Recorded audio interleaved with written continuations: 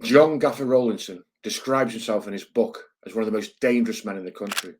He claims to have made the Villains Hall of Fame for a lifetime of unmitigated violence, driven by a fearsome rage that has seen him become a guest of Her Majesty's prisons on half a dozen occasions. Rollinson states he could have been a boxer, but he was booted out of the sport as a teenager because of his wild rages that made him unfit to fight under the Queensberry rules.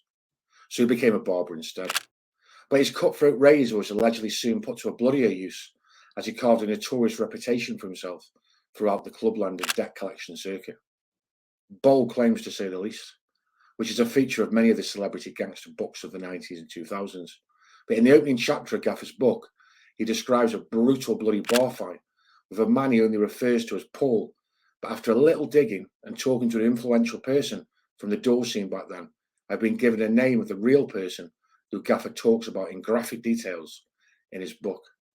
I will read the extract from Gaffer's book of the bloody clash and then give you the person I've been told it was he was fighting.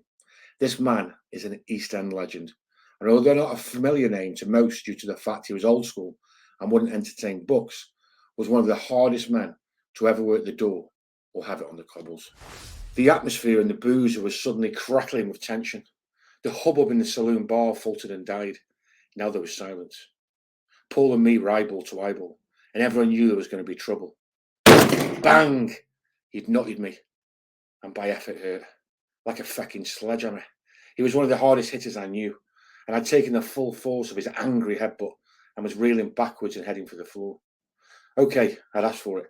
I'd been on the piss most of the day and was a bit leery, and all Paul had asked me to do was behave myself, because he knew what a pain I could be. I didn't take kindly to that, and told him to go feck himself. So now I'm on the deck seeing stars, and people are getting out of the way because they know what happens when Gaffer gets riled. True to form, I got back up and stormed into Paul and whacked him one before it kicked off into a full-scale brawl. I realised that I was fighting the effects of drink, plus Paul's right-handers and was probably looking at getting a bloody good hiding. It didn't matter that Paul was bigger, fitter and more sober than me. All I wanted to do was smash him to the ground and punch his brains out, and nothing was going to stop me.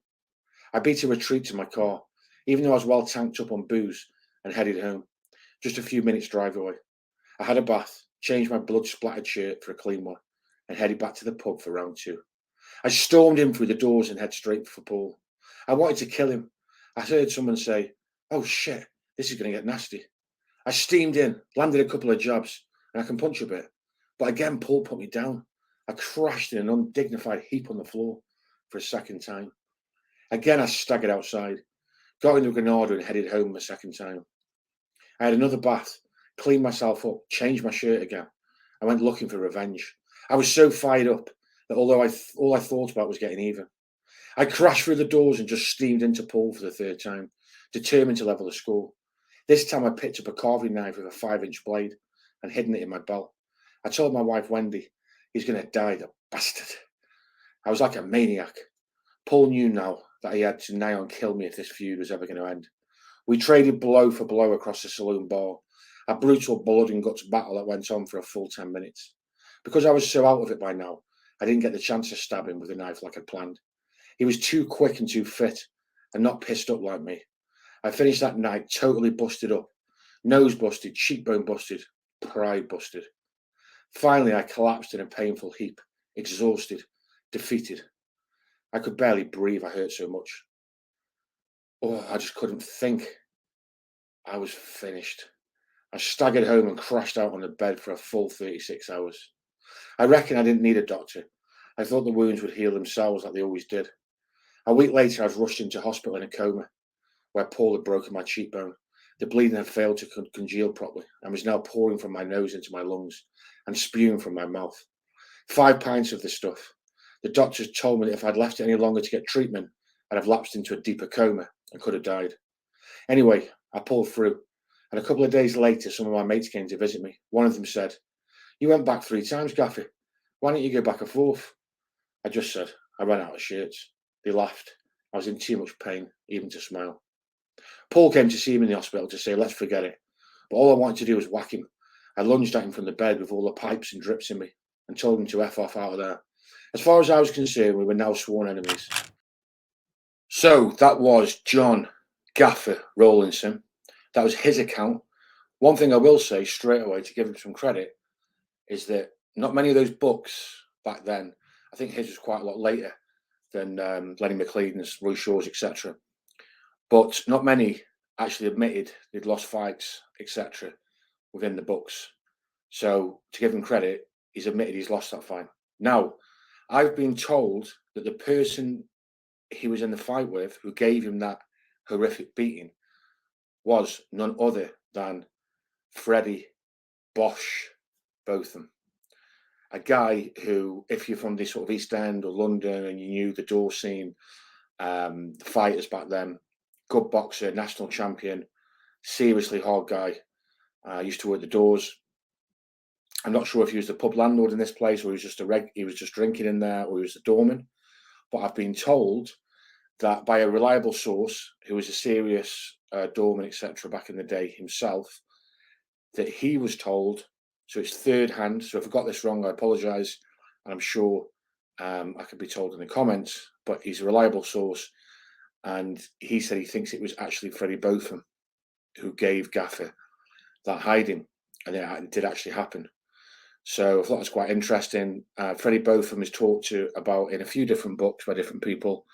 Lou Wild Thing Yates talks about him and how, you know, what a hard man he was. Danny Woolard as well, in Danny Woolard's book, talks about him as being one of the toughest guys around London at that time. So yeah, I believe he worked the door with Lenny as well for a period of time, and other figures. He was very good friends with Roy Shaw. I think they both went to the same boxing club together as well, interestingly. So I thought that was a bit of a nugget, an interesting nugget. Gaffer's book, usually I'll put a link in the description so you can go and purchase it yourself, and it obviously creates a bit of income for the author. But this book, I think, is out of publication now, because you can buy it, I think. It's quite rare for like 50 quid or whatnot. Now, I had that extract from a Kindle download, but I think it's been removed from Kindle now. So I don't know if Gaffer watches this. He may have books that you can buy. But yeah, I thought that was interesting. I don't know Gaffer. I don't know anyone who does know him. Some people have heard of him. It wasn't my type of circles or the people that I know from London and family members who were in that sort of circle. So I can't say whether all these claims in his book, etc., are true or not. I know a lot of people mock him, but other people say that he was pretty serious and could handle himself. I know he had altercations with Dave Courtney. There's a video from Liam Galvin where he's challenging Dave Courtney. Dave Courtney's at some event with the outlaw bikers, I think, with him outside. And apparently, allegedly, I don't know the background to it, Dave Courtney hit him, but he had some dusters on. I don't know if it was on that occasion or another occasion. And I know Bernard O'Mahony as well has talked about an altercation he had with him in a club where it sort of kicked off as well. But that's all I really know on the background. There's no real news archives or anything like that. But I'm very interested in Freddie Botham. So anyone watching this whom know him also, I know he was a very old school private person when he was alive. Sadly, he's passed. I think it was in 2022. But it'd be great to hear some more stories about him because he is a legend from the East End. Okay, so I wish everyone a happy Christmas. If you're watching this on the day it's released, it's Christmas Eve. So have a really good day. Those of you who find Christmas difficult and tough, or maybe on your own, I hope this breaks up the day a little bit for you. Okay, take care.